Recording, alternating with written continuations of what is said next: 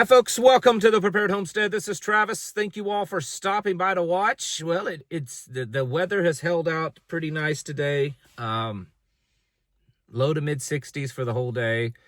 Can't complain about that. We haven't had this kind of weather in quite a while here in the Ozarks. It's been well above normal for quite a while, but that rain yesterday has just really cooled everything off quite nicely. And it's going to be like this for at least a while, and maybe for the whole rest of the season. We'll see. So a lot of stuff happening. I want to run through a few things in the news, and then, well, I think I'm going to do a little bit of a pep talk Bible study kind of thing towards the end of this. So stay tuned. The president is telling Zelensky, he met with Putin over the phone and Zelensky in person in the past week. And there is, whether you like to hear this or not, there has definitely been flip-flopping back and forth on his part of where he seems to be pushing when it comes to this Ukraine-Russia deal. Sometimes it seems like he's siding with Putin and, on Zelensky and vice versa. And so for a while, it sounded like he was really ready to take it to Putin. He was upset with Putin and Russia, and he was going to give Tomahawk missiles to Zelensky and throw all this support behind it. Well, now he's backed off of that again. So Putin said something to him. And I don't think it was necessarily, we're your buddy. This is what's going to happen if you do this. I kind of have a feeling because of what I'm about to say. So it seems like he's kind of flip-flopped back again to where he's kind of on Zelensky. And he said today that Zelensky just needs to accept Russia's terms, so that they don't get destroyed. I'm paraphrasing a little bit, but that's pretty much it. And, that's not a peace deal. That's negotiating, a conquest.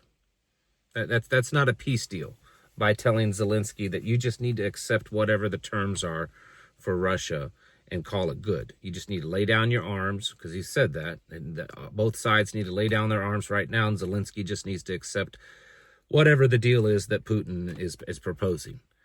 That's not creating a peace deal. That's telling the aggressor, you've won, and the one that's been attacked, you need to just accept these terms. Now, I understand that there's a whole lot more deeper going on, and why Russia invaded Ukraine, and that Ukraine most certainly is beyond and not innocent in any way. But the fact remains is that Russia did invade Ukraine, okay? Now, here's the deal. Just him saying that, I don't know if a lot of people quite get it. To me, that shows that he and the United States have lost the power, lost the fear, that he's no longer able to kind of push Putin one way or the other. And Putin has said, this is what's going to happen. And instead of Trump kind of fighting back and say, yeah, well, if you do that, we'll take you out. It's almost as if, Trump kind of bent the knee a little bit to this. So we'll see, because why would he just be telling Zelensky to just do what Russia says? Just do what they say, just to end the war. So that's interesting. I mean, I'm sure a lot of you will disagree with what I just said, but anyways, that's my opinion, and I'm sticking to it. It's also being reported that the island of Trinidad, which I mentioned it this morning, is a small island country just off the coast of Venezuela. And just yesterday, the State Department issued a warning to Americans to not go there, and if you're there, you need to leave. Well, now it came out in the news today that United States military is establishing ammo depots there. They're filling areas up with ammunition supplies. I mean, right off the coast of Venezuela. Why would that be? Unless they're planning on actually moving on Venezuela. So I think that one's going to be happening fairly soon. Could be wrong, but that's what I think. Also, I want to say, again, I'm going to ruffle feathers, and I don't really care because that's just what I do all the time anyways. The president has said multiple times recently that he has brought in 10 trillion, 15 trillion, 16 trillion, 17 trillion. Just the other day it was $18 trillion. And today it's now $20 trillion that he's brought in investments into America. And he keeps spinning this yarn. It's a complete lie, folks.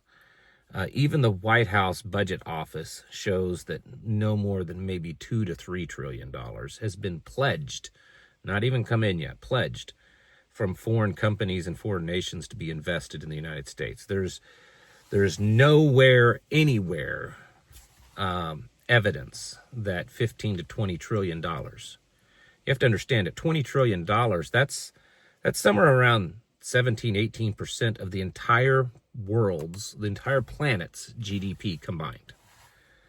So that's a lot. And he's saying that this is going to happen before the end of the year, which is another lie, because of the companies and countries that have mentioned that they will invest, they're talking about investing over a 10-year period or more. And many of them, they won't even start doing this until somewhere around 2028, 2029, long after he's out of office.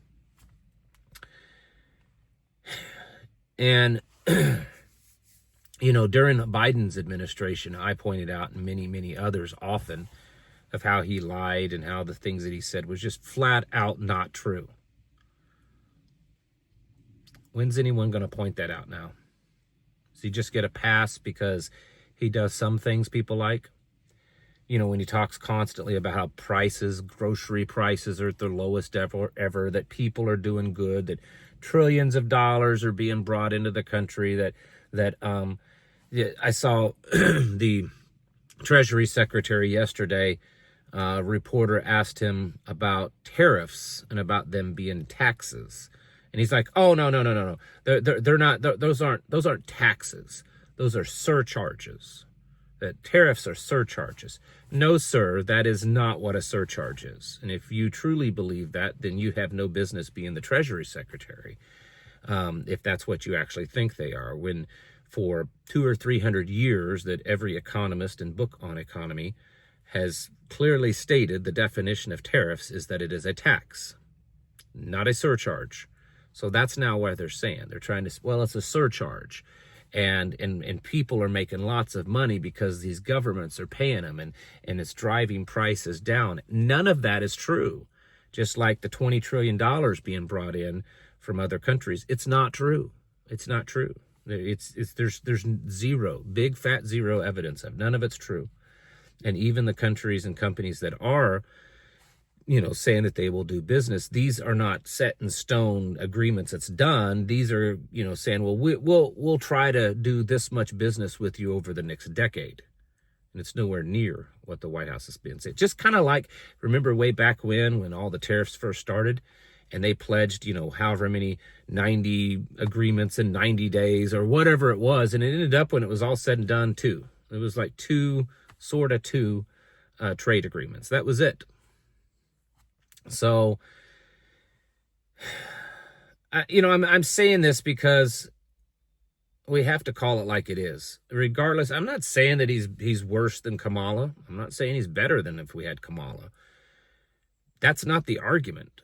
The argument is that believers, patriots, Christians need to realize what they have and speak out against it. You have an obligation to hold your leaders to, you know, feet to the fire, and not overlook lies and corruption just because there's a few other things that they're doing that you like.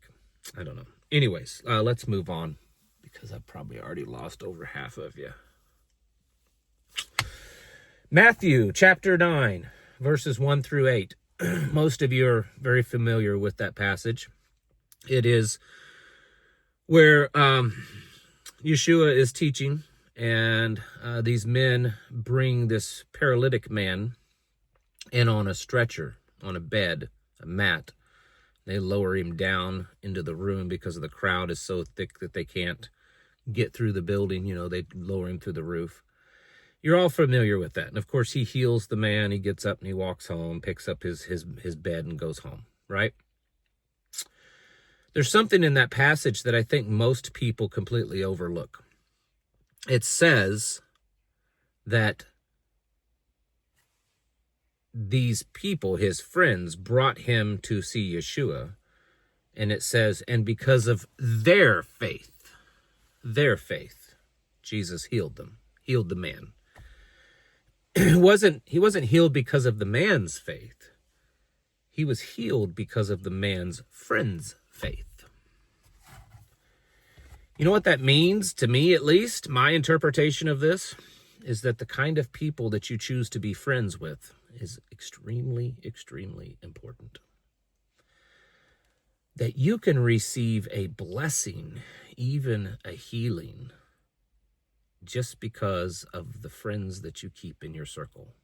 And I would guess that it goes the other way, that you could receive a curse just because of the friends that you keep in your circle. You know, there's other passages where it talks about the type of people to be around and the type of people not to be around.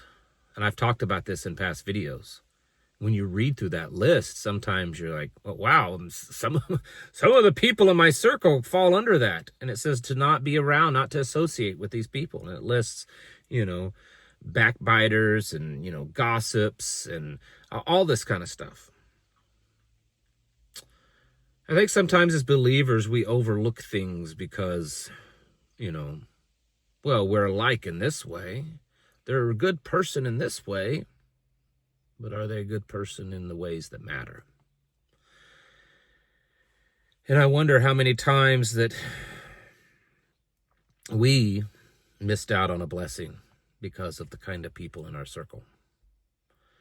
And so I think that should be something that we think about. I mean, this man was healed not because of his own faith. I mean, it doesn't say anything. Who knows? Maybe he did have faith that Jesus could do it. Maybe he didn't. I don't know. It doesn't say.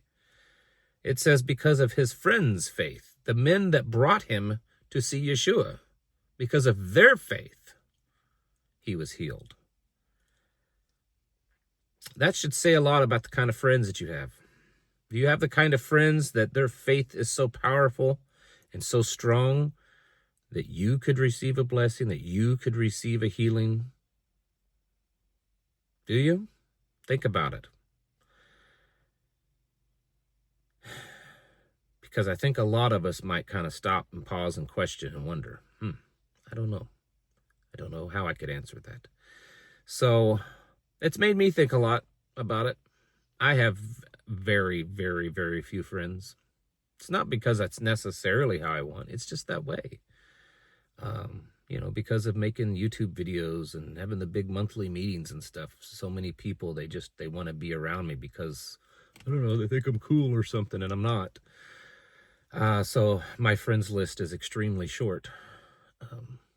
But yeah, do you have the type of friends that have such a strong faith that their faith can bless you, that their faith can heal you? Something to think about. All right. Get your houses in order, folks. Prepare yourselves mentally, physically, and spiritually. Thanks for watching. Catch you in the next one.